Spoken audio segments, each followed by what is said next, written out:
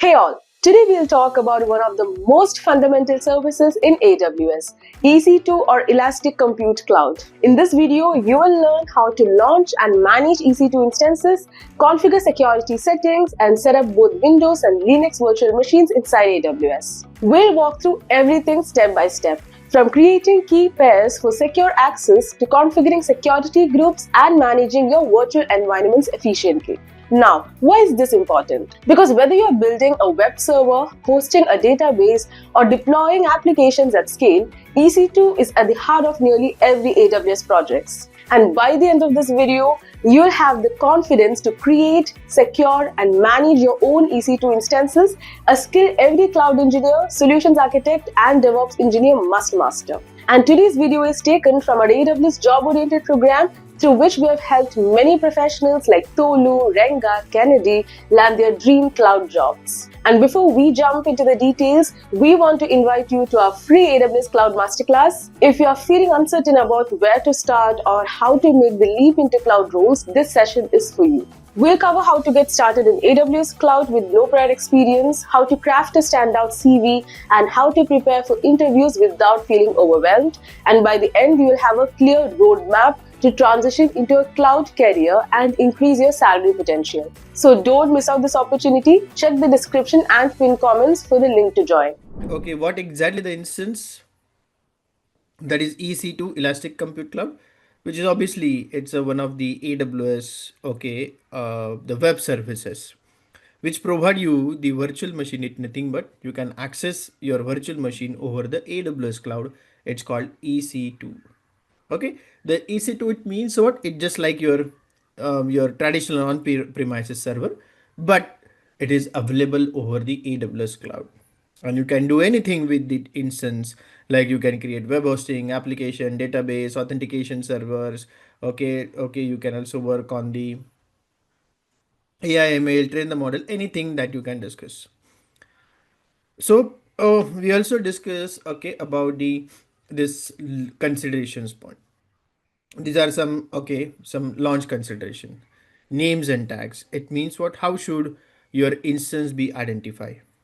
Then we also discuss that application and OS image. It means what exactly we want to launch the. Then we also see the instance type and size. It means what kind of technical requirement we have. And then we also require authentication and key pair, because obviously we want to access. So how exactly you plan to connect your instance. A networking setting, it means what type of virtual private cloud. It means virtually network that we can configure. Then EBS, block storage. It means what type of block storage which is best suit for your business case. Then placement and tenancy, it means where should your run your EC2 instance. What exactly the script, how exactly you can automate your launch instance. So that we just see the information. So as I said that first, what exactly my point is, I'm going to show you that how exactly we can launch EC2 instance, that is a Windows, and then I'll show you how exactly we can launch the Linux machine, using this option. So we are going to discuss all this option while launching the instance now. So let's get started, and let's see. So now folks, here I'm going to show you that how exactly we can launch the Windows machine. And as I say that, I'm going to explain all the point which you just now you have seen on the slide. So I'm also going to explain those as well. So the first, remember everyone, so the IAM service that we discuss, what exactly it is? It is like, we are I mean, it's a global service. IAM is a global, right? It means what? That they you don't require any kind of choose any regions availability zones, right? Then we have seen S3, which is a simple storage service. So we have seen that this is a regional services where we need to choose the region, that is Mumbai, or even though you're Northern Virginia, Ohio. And this EC2 is also regional service, But now here you have a chance that you can deploy a web server on specific data center. If you remember my diagram where I explained you, okay, there are three and more than three data center, then it create one availability zone, right? So one data center, it means the availability zone is, let's say, AP hyphen south hyphen one. Then our data center is AP hyphen south hyphen 1A, 1B or 1C.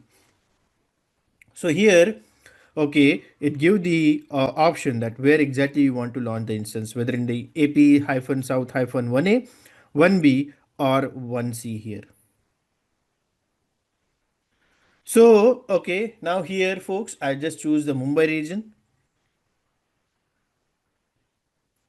and okay, I'm just going to launch the instance first. So, okay, here folks, so here you can see we are just giving a name. Okay, we are just giving a name to our EC2 instance. For example, what exactly the name? Let's say this is my, okay, Windows server. And now here you can see you can also add some additional tags. So if you remember the tags that we have discussed, right? So now here what happened exactly? So why exactly we require the tag? Now understand everyone that let's suppose there is a, okay, 20, 30 EC2 instance. And you need to start those instances daily. There are hundreds of instances and on that you just require 20, 30 instances to start. Now here what happened exactly? Whenever you start your job, okay, when you log in it, first you need to start those virtual machine. It means what? You need to manually choose it. But let's say if you gave a proper, right? If you provide a proper key and tag value, then what happen? You can also start your instance by using this tag. For an example, what you need to do is, okay, so what happened exactly? So here you can give the command like let's say AWS space EC2 space start instance space tag key name and value Windows server. So whatever the instance that you have where you mention the tag that is Windows server, then it launch. So that's the benefit of providing a proper tag here. So I just click on launch instance. Okay. Now the next one, we just give the name, but what exactly you want to start. Whether you want to start the Linux machine or whether you want to start a Windows, Mac, Debian, or let's say even though Ubuntu, what exactly you want. So now here, okay, we are going to launch the AMI. Now when I say AMI, it means Amazon Machine Image. From here, okay, you can launch, okay, your machines. Okay, for an example, you can launch Amazon Linux. Okay, then Mac OS, you can also launch the Red Hat, okay, SUSE, Ubuntu server, Microsoft server, and there are Debian server. There are many OS that you can launch. So what exactly this AMI? As I said, AMI, Amazon Machine Image, it's a template. So this AMI provide the information that is required to launch the instance, which is your virtual server in the cloud. So whenever you choose a specific AMI, you can see every AMI has their own unique ID. From this AMI, you can launch multiple instances as well, right? Whenever you require the same configuration. And you can also use a different AMI to launch instance whenever you need instance with a different configuration. So you can specify a source AMI whenever you launch the instance. So what exactly it is? It is a template. Okay, for example, your OS, there are some application server and applications as well. So there are some OS which also include the SQL server as well. So now here, okay, you can see, okay, here you have a different templates. Templates is nothing but a AMI. My AMI, it means custom AMI that I'm going to show you, okay, shortly as well. Okay, we are going to create our own AMI, right? So if you remember that we are going to create a custom AMI, it means we are going to create this. Then AWS, okay, marketplace. So when I say this AWS marketplace, okay, it means what? You can see the third party applications. So now here, what exactly it is? These are third party, okay, virtual, you can say server, or you can say it is a third party appliances, applications. So remember folks, it is not this, you can see this AWS marketplace AMIs. This is a separate EC2 instance. This is not any kind of application where you can deploy it on your Windows machine or Linux machine. No, this treat as a separate EC2 instance. For an example, okay, let's say you have a on-premises Palo Alto firewall, right? So in that Palo Alto firewall, okay, you also have, okay, some OS. Let's say some Linux OS. Let's suppose, okay, on that virtual appliances, or let's say physical appliances, you find some operating system. Now the same operating system you will find inside this EC2. So whenever you select, it means what? It launch a separate instance. And for the license for this Palo Alto, it is a BYOL, that is bring your own license. It means if you already have a purchase the license, you can just activate it. And here for AWS, you just need to pay per hour or whatever the plan that you have, you can choose it. Okay, so you can search a different appliances, okay, servers as well. And here you can see the community AMI. So now what exactly those community AMI? Community AMI are AMIs which is shared publicly by other AWS user or organization. So it has some standard operating system like Ubuntu, Debian, okay, CentOS. Then it is a completely pre-configured environment. Let's say some LAMP stack, Hadoop, Docker ready images, custom images which is created by some individual companies. So unlike the AWS marketplace, okay, this community AMI are also useful, free to use. Okay, it means you only pay for the EC2 resource that you run them. Okay, so here you can say there are currently 500 public AMIs available under this category. So AWS also limit the maximum number of AMI. Okay, here that is no 500. So here, okay, since here anyone can share this AMI, then what happened? It is not verified or officially supported by AWS. It may contain some outdated software or some security risks if you don't trust the source. So best practice is that prefer the official AMI, right? You can use the AWS Marketplace AMI if you need vendor backed software, or you can only use community AMI from the trusted sources. Okay. So I'm going to choose, okay, Windows. Let's say I'm going to launch a Windows only. Let's say I choose the older version. Okay. There is a reason why I choose the older version.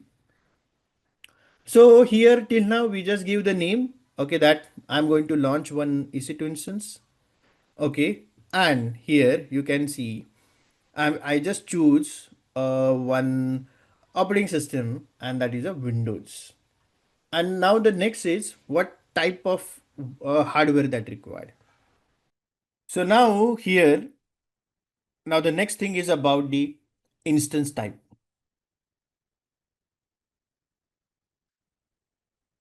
So now let's suppose you are going to purchase a laptop, right? So you go to the laptop store, and in the laptop, okay, so let's say, okay, whenever you enter to the shop, then obviously the shopkeeper or the salesperson asks you that, okay, sir, what exactly your requirement? Okay, what is your need? Why exactly you want to purchase it?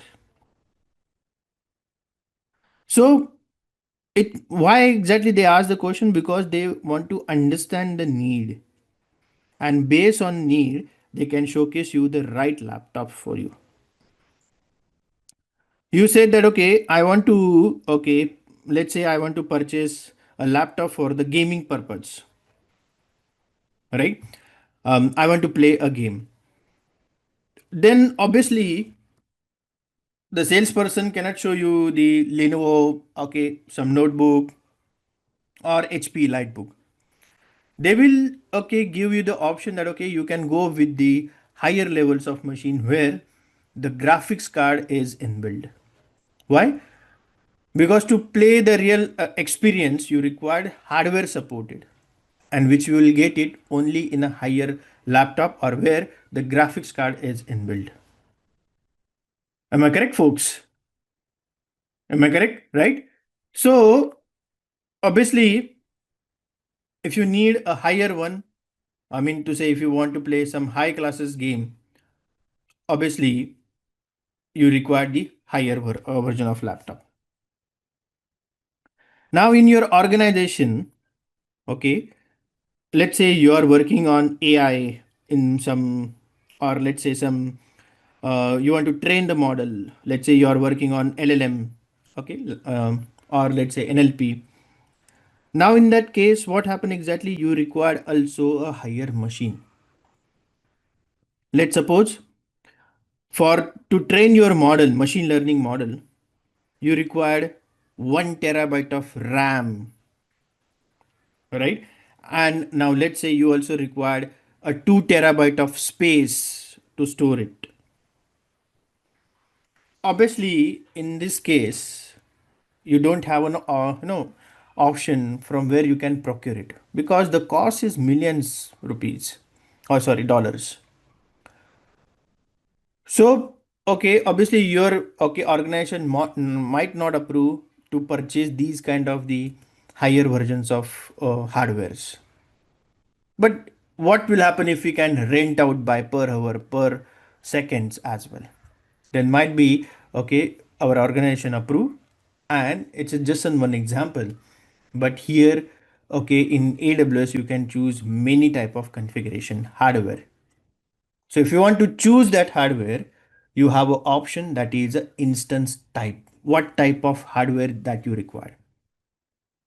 So till now, we only choose the operating system. But what about the hardware here? So to choose hardware, okay, here you can see there are different type of AMIs that, sorry, different type of instance that you have. And there are many.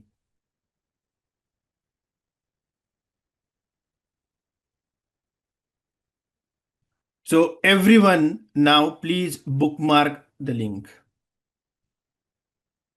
Not only save, but bookmark the link. Please bookmark this link. This is very important.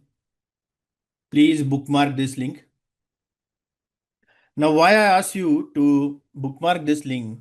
Because here in the left side, you can see these are the categories of the instance. That is general purpose, compute optimize, memory optimize, accelerate computing, storage optimize, and HPC optimize. What exactly it is? These are the different classes of the instance. And if you choose general purpose, then in the right side you can see M8G, M7G, M7i, or in compute optimize, you have a C7G and C7i, okay, C6G. In memory optimize, you have something different, R5, R1N. Then in accelerate computing, you also have a G5. Storage optimize, you have the D3 and HPC optimize.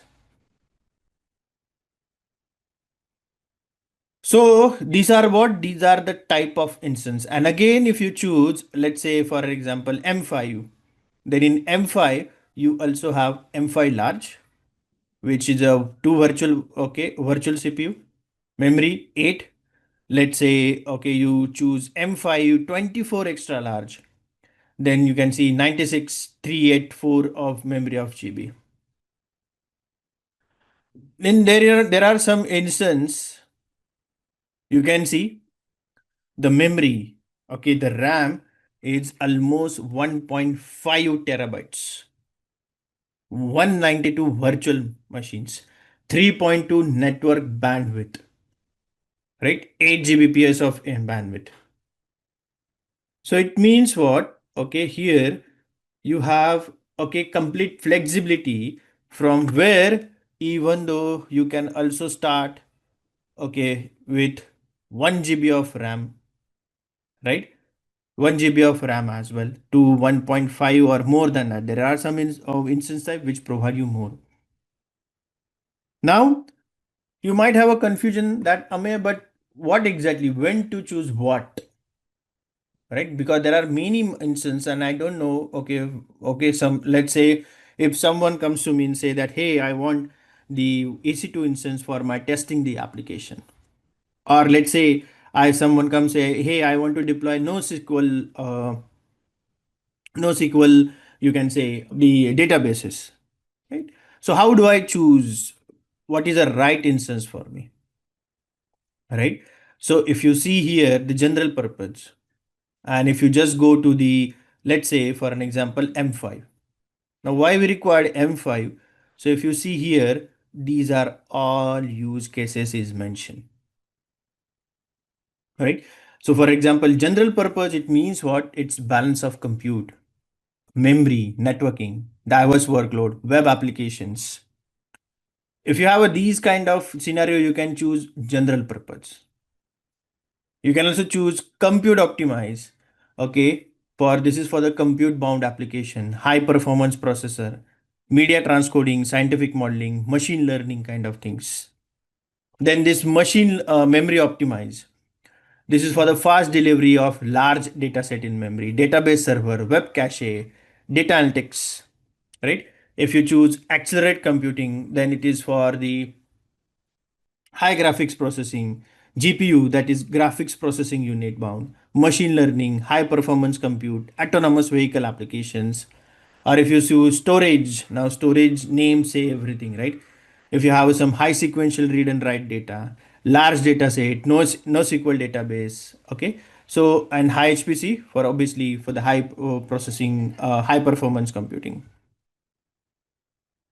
What exactly these are the use cases here, and you will also see the all the detailed use cases, okay, whenever you choose a specific one. For example, i3 as well. So it means we choose the only operating system, but what in exactly the hardware, for that you need to choose your type of instance here, right? And every use cases, okay, there is a separate instance type, right? For example, for your web application, or let's say for your AI, ML, okay, or database, you need to choose a different here. So for example, let's say I choose C6G, okay, extra large, where the virtual CPU is 4 and memory is 8. So, okay, when I say, okay, this C6G, okay, dot extra large, then what exactly it means, how we can read it. Let's split it into C is different, 6 is different, and this, okay, extra large is different. So when I say C, okay, the first letter is C. Okay, now the first letter is about instance family. For example, C family is, it means what? It is a compute optimized. Okay, so there are a few instances are general purpose instance, burstable instance, compute intensive, memory intensive. So here C is nothing but what? The C letter show about the instance family. Now here, okay, the next number is the, okay, after this, there are some number. Now this number, it means what? So this is about the instance generation, right? Which also gradually increase whenever AWS upgrade the hardware in a data center. So currently, okay, they have a 6th generation of hardware. And now G, it means what? Here G, it means,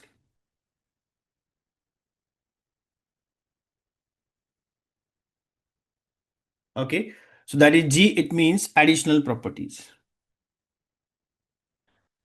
Now, sometime one or more letter appear after the generation. So now this letter represent additional properties. It means in this example, the G stand for graviton 2, okay, which is a ARM based processor that AWS developed. So you can choose a property based on your need, like optimize networking, throughput, or storage. So if you see that, okay, here we choose C6G, and here G, it means what? That is a Graviton 2 processor, which is a 64 ARM core. And the last one, extra large, right? So this extra large, it means what?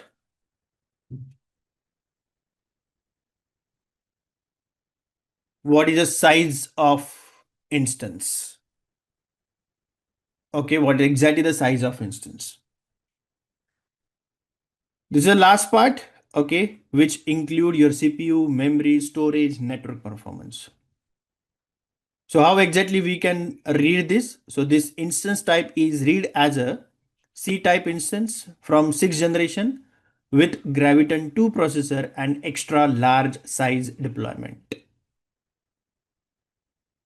I repeat, the C type instance from 6th generation with Graviton 2 processor and extra large size deployment. So this is how exactly you can read this. So for all our use cases, okay, I'm going to choose T2 micro, which is sufficient for me. Now the next one is, okay, about how exactly you can access, okay, your EC2 instance. Okay, so before that, when I say this vCPU, virtual CPU, you understand what exactly the virtual CPU? Yeah, so what I'm trying to say here, the CPU, it means that is virtual central processing unit.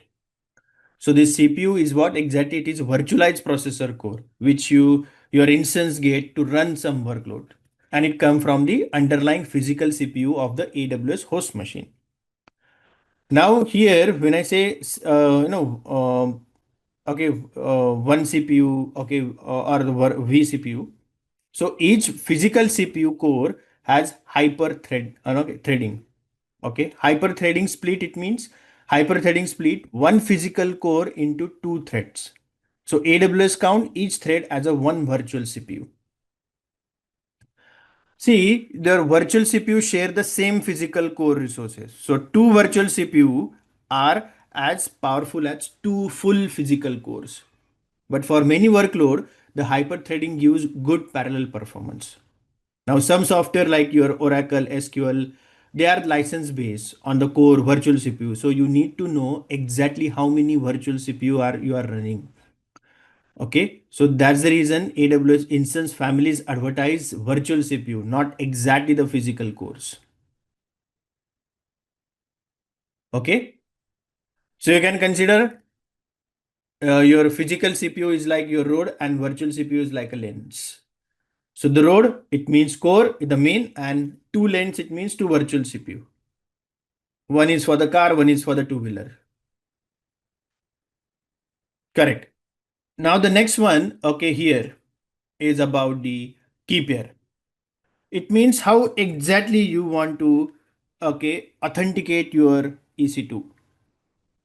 For an example, okay, let's say whenever you want to, let's say you are accessing this or you create this EC2 instance for your friend, colleague, or let's say, okay, your customer as well. Now customer is sit outside of your country or anywhere, right? So obviously they are going to access your instance. And for authentication, okay, obviously they require a password, okay, key pair. So here AWS provide a key pair. It means what? Whenever, right? So whenever we, okay, whenever we want to access our EC2 instance, first, okay, we also need to provide the key pair file here. So this key pair, it means what? It is a consist of a private key and public key, okay, which is a set of security credential. So you use a key pair to prove your identity whenever you're connecting to the instance. Okay, so EC2 store the public key and you store the private key. It means whenever I create new key pair, I store actually the private key. And we use a private key instead of password to securely access our instance. So remember, anyone who has access of this private key can communicate or connect to your instance. So it is important that you store your private key in a secure place. So now I'm going to create, okay, one new key pair here.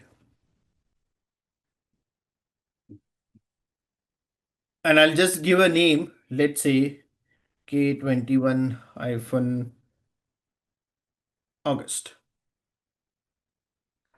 Now these are the encryption RSA and ED25519. So now this ED25519 is a Linux based SSH based authentication and it is only supported for the Linux based OS. Whereas this RSA is support for the Windows. So this Linux also support RSA and it also support ED25519.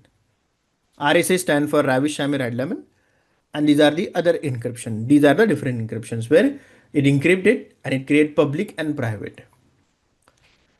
And now, okay, here, what exactly the extension of file, whether k21-august.pem or k21-august.ppk.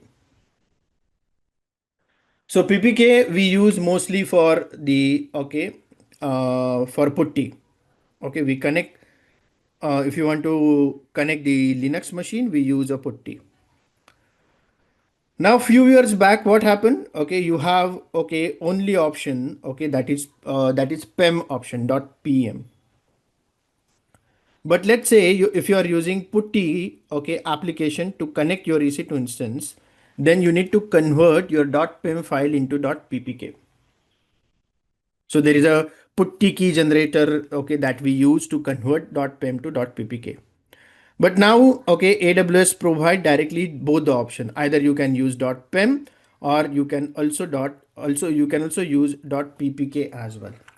So both the options you have. So I'm going to choose PEM. I'm not going to use a putty application because I'm using some more, I don't know, now I can say the more feature tool that I'm going to use, which I'm going to share as well. So I'm just going to choose okay .pem and I'm just going to create a key pair. And you can say it's stored on my machine here. And now, okay, so till now what we have done, we just gave the name. We just choose the operating system, right? And after that, okay, we just choose, just give me 1 second. So we just choose the operating system and okay, then we just choose the what type of, okay, instance, it means specification and key pair. Okay.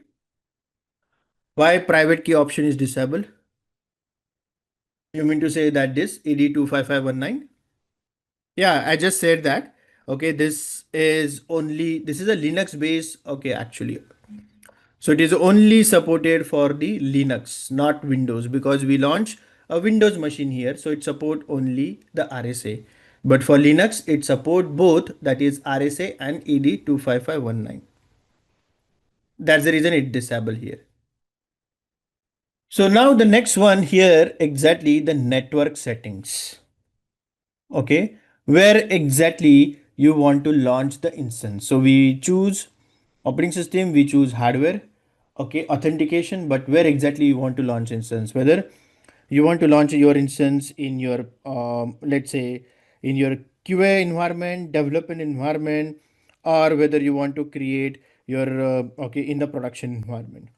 So for that you need to create a VPC, that is virtual private cloud. So this VPC is a separate topic, okay, which I'm going to explain, okay, in later. So once we complete the EC2 instance, I'm going to start the VPC, which is a backbone for our AWS. So at the moment, I'm just going with the default one. And now here you can see, okay, so I'll just choose a default one. Okay, and here you can see this subnets.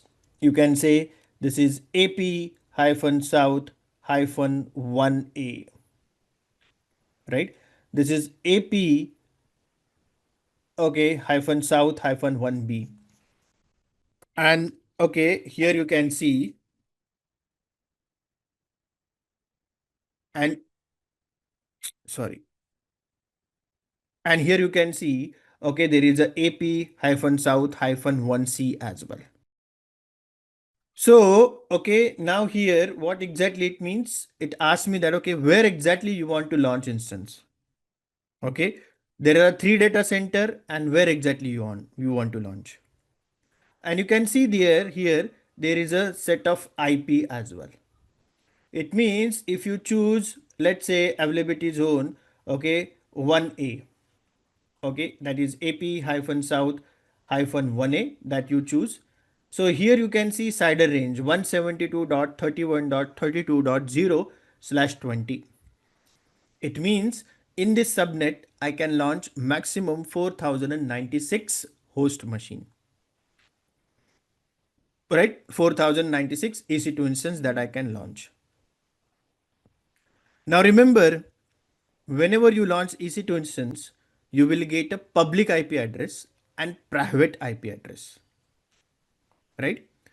So for example, my currently this laptop is currently connected to my to internet connection.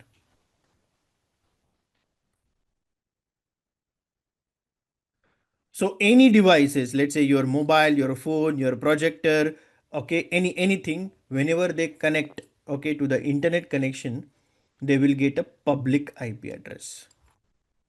So currently my public IP address is 223.233.85.92.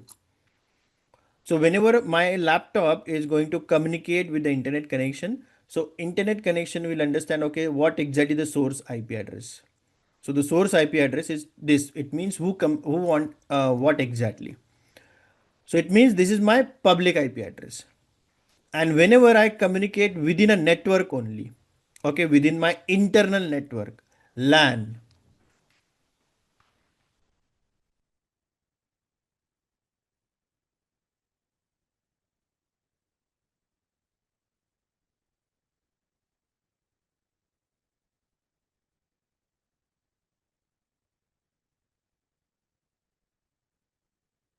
So whenever I am able to, I'm communicating to within a LAN, then for to communicate each other in local area network, my laptop, okay, use this IP address. That is 192.168.1.15. So same thing, okay, within a VPC, okay, within this VPC, okay, if I want to launch, okay, okay, if I want to communicate someone, then I use this set of IP address, that is 172.31.32.0, okay, /20. It means 4096 IP address. And okay, this is a what? This is a private IP address. Public IP is not in our hand. That is assigned by AWS only. Okay, so now you might have a question that, okay, how do I say that, okay, 4096 IP address? So whenever I say 4096 IP address, how exactly I calculate? So for that, you need to understand the IP addressing part. So now folks, okay, here I just prefer to choose no preference. So when I say no preference, it means what? Okay, AWS is going to launch the instance either in AP hyphen south hyphen 1A, 1B or 1C here. Okay, so it is going to launch anywhere. Okay, so it check what exactly the load, okay, on the data center, and based on that, it is going to launch it.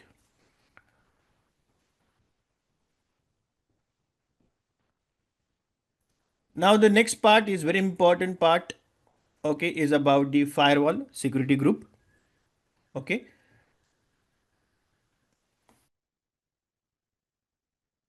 so let's imagine this is your laptop.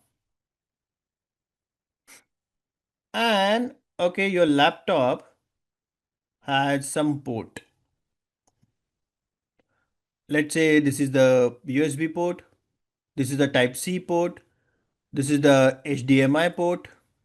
Here also you have a USB port.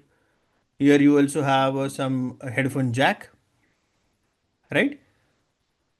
So, okay, these are what? These are the hardware port. Now, if you go to any, no, entire world, and now let's suppose there is a one USB pen drive. Okay, let's suppose there is some USB pen drive. And if I ask you that, okay, I want to read, okay, I want to read and write the data. Okay, I want to read and write the data. So where exactly you connect? Whether you connect to the HDMI port, whether you connect Type C port or headphone jack. Obviously, your answer is that I can connect to these USB port. Why? Because obviously this hardware support to read the data. It means if there is a data inside the USB, then there is a preferred channel where I can see all the data via USB port only. Okay, so these are what? These are the hardware port where all the data is traveled through the specific hardware or specific port here.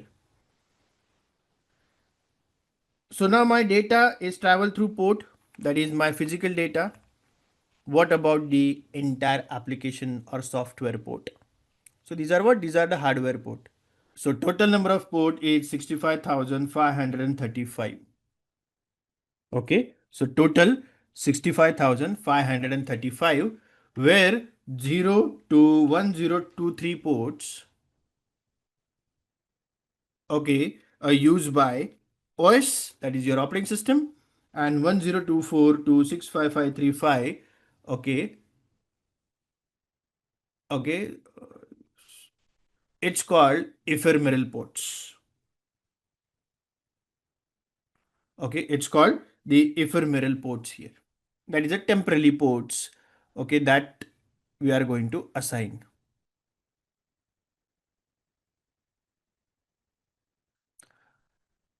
So it means whenever, okay, so it means that, okay, whenever you are going to access some website,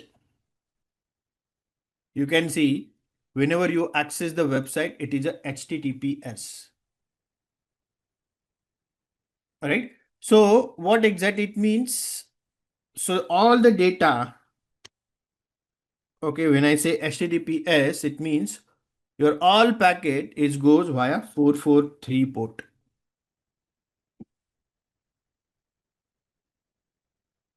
Right? If you're accessing HTTP, it means you are using port 80. If you're accessing any Linux machine, right, it means we access via SSH and it work on 22 port. If you're accessing any Windows machine, then it means what? You are accessing RDP, that is Remote Desktop Protocol, which work on 3389. If you're accessing, let's say, FTP, then it work on 21. If you're accessing some MySQL, okay, then it access via 3306. Right? So what exactly it is? Okay, so these are, okay, some import. There are more, but there are some. These are the important ports.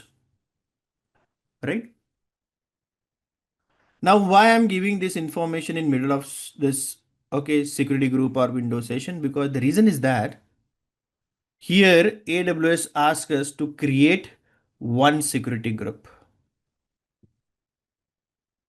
Okay, so it means what exactly? Whenever any inbound traffic,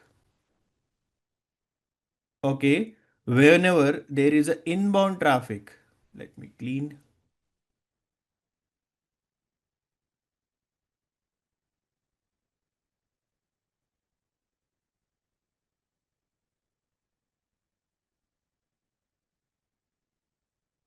So whenever, okay, any inbound connection is trying to communicate your EC2 instance, then first they need to filter on this security group. Now remember, the security group act like a firewall. Okay, it's act like a completely firewall here. So if you mention, okay, so remember, or you can make a note that, okay, the security group, it means everything is blocked by default. Okay, all inbound traffic is by default blocked here. So when I say all inbound, it means all 65,535 port are blocked by default here. And you have only option to exclude it. Okay, so let's say, okay, if you mention that I want to exclude port 22, or let's say port 80 and 443, right? So let's say if you allow only these three rules, then what happen if any incoming traffic is coming to your AWS, then if it is FTP, okay, let's say this is the FTP traffic, okay, then what will happen? Access is denied. If anyone want to access via, let's say, 3306 port, access is denied. But if someone is trying to access 443, okay, then only the request is allowed to enter in your EC2.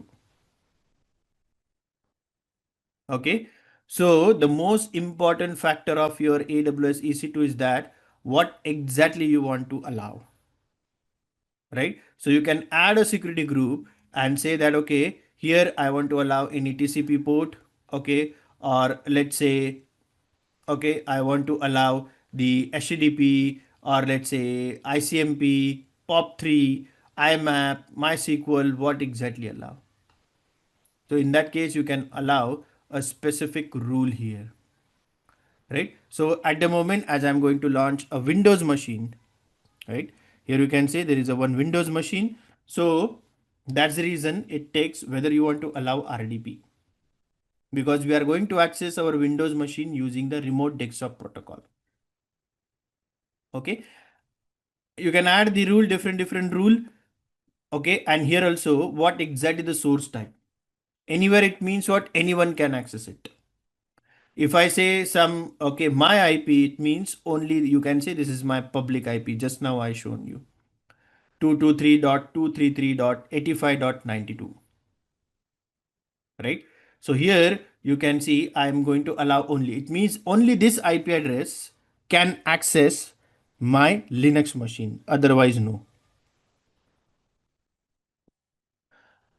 Okay, or let's say custom, you can also add some CIDR range here, right? So I'll say at the moment anywhere, any IP can communicate to my EC2 instance if they are accessing via RDP. Clear, folks? Okay, so here you can see there is an elastic block storage, which I'm going to cover in a separate.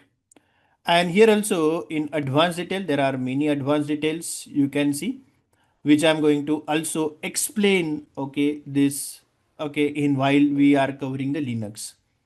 So at the moment, okay, I just explain. Okay, so meanwhile, till now, what we understood is what exactly the Windows, or what is the name of Windows, or your EC2 instance. We just choose OS, what exactly we want to launch, what type of operating hardware that we require, and how to authenticate it, and from where, in which the network we are going to launch the instance. So these two part, that is storage and advanced details, we'll see the shortly. And here how many instances that you required? One instance, two instance, five instance, you can name it. Okay. I'm going to, okay, launch this instance. Right. So you can see successfully initiated. And you can see there is a one instance T2 micro is going to launch. So here you can see that, okay, now the instance is running, and okay, here you can see status check, that is initializing. And now you can see the status check is initializing now. So there are two things. One is system status check, and there are instance status check as well. These are the two things. Okay, so now here, okay, you can see my instance, okay, is running here. Okay, so so if you see that, you can see here my name of my instance, and currently this is running. There is also one of the instance which I launched previously. Currently it is in stop state. It means what? Currently it is shut down. No activity is going on. Then, okay, here you can see we launched T2 micro and initializing status check. So when I say initializing status check, it means here you can see system status check and instance status check. So what happened exactly? So okay, AWS has their own hardware, right? And whenever we launch the EC2 instance, AWS check whether that hardware is working fine or not. And AWS also use some hypervisor. On that, okay, there is some application and we are going to access our instance. So AWS check whether that application is running fine or not. So there is always 2 by 2 check, okay, whenever we launch the EC2 instance. And you can see the 2 by 2 check is passed. It means currently there is a no issue here. And you can see here alarm state. Currently, okay, there is a no alarm because we haven't enabled any CloudWatch. And you can say currently my instance is launched, okay, in AP-South-1A, right? So we choose no preference. So AWS launched the instance here. And okay, currently we will also get one public DNS and we also get some public v4 address as well. So whenever, as you know that whenever we launch the instance, we will get one public IP address and one private IP address as well. So this public IP is obviously for internet connection and for private, okay, is for the, okay, locally. We don't have any static public IP, that is elastic IP address. Monitoring is disabled. We don't have any IPv6 IP address because for default VPC, IPv6 is not enabled by default. And we use K21-August key pair to access it. And we, okay, launch here. Then, okay, here you can see the monitoring. So currently what exactly the monitoring? What is a CPU utilization? Okay, what exactly the networking network outs? What is the packets? So this is what? This is nothing but your task manager. So currently for this my laptop, it is less than, okay, 68 or it is became less memory also, disk also. So what exactly it is currently, okay, under the utilization. So same thing, if you want to see your instance, okay, monitoring thing, you can also see from here. And the security group that we okay, created. So we say here you can see the inbound connection is always, okay, block. I mean to say by default it's blocked by default and you have only option to exclude. So that is what? That is our security group. And outbound connection, remember outbound connection is everything is allowed. So for outbound 65,535 ports is by default allow here. Inbound it is restricted. So now I'm going to access this instance. Okay, so how exactly we can access this instance?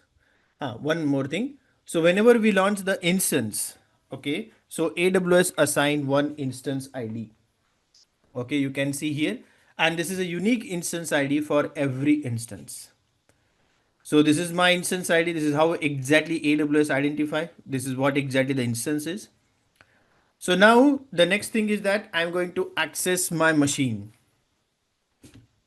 So how exactly we can connect to our Windows server? So here you can see, I'm just going to choose it. I'm just going to connect the instance and I'll say that I want to connect my instance by using RDP, that is remote desktop protocol. Okay. And I'll say that I just need to download this RDP files. Okay. So this is just a remote desktop file. I'm just going to download it. What exactly it is? like this tool. Okay, and it has inbuilt this public DNS.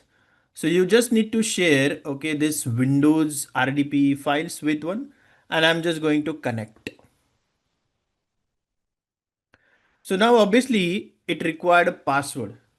So for password, okay, we have a, okay, our PEM file, which we have created, right? So now, okay, the PEM file is stored here, right? So PEM file is stored here, okay, and it is a encrypted format. So what exactly it is? It is completely in encrypted format. So what we need to do is first we need to, okay, decrypt it. And how exactly we can decrypt it? So here you can see there is a get password. I'm just going to upload same key pair file.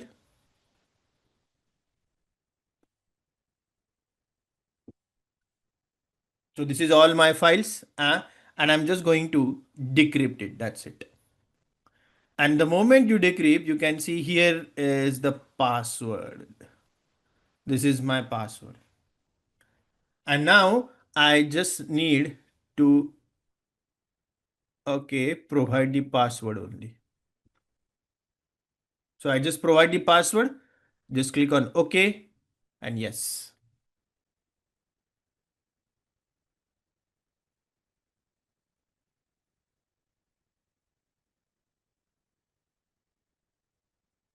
And now you can see my machine is ready.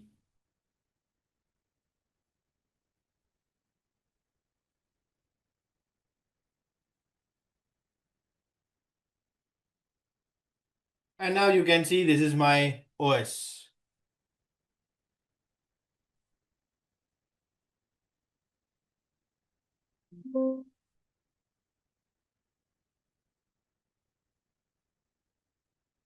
Any question, folks? Okay. So now let's say I don't want, okay, this server. Okay. I don't require it. I'll from here instance state, I can stop the instance, I can reboot the instance, or else I'm also going to terminate as well. So the moment we shut down, okay, terminate it. So first it shut down it.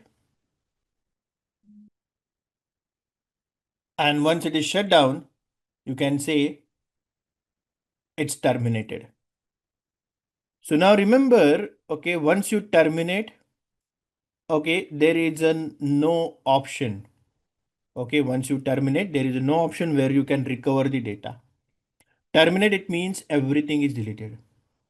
Okay. So yes, you have just learned how to launch EC2 instances, set up key pairs for secure access, and configure security groups to control traffic. These are the essential skills for roles like AWS Cloud Engineer, DevOps Engineer, and Solutions Architect, and will help you build scalable, secure cloud systems. Mastering EC2 is a game changer, and these hands-on skills will definitely catch the eye of top employers. Also, don't miss our free AWS Job-Oriented Masterclass, where we will teach you everything you need to land a great job. Just hit the link in the description to register. So thanks for watching and make sure that you watch this video next.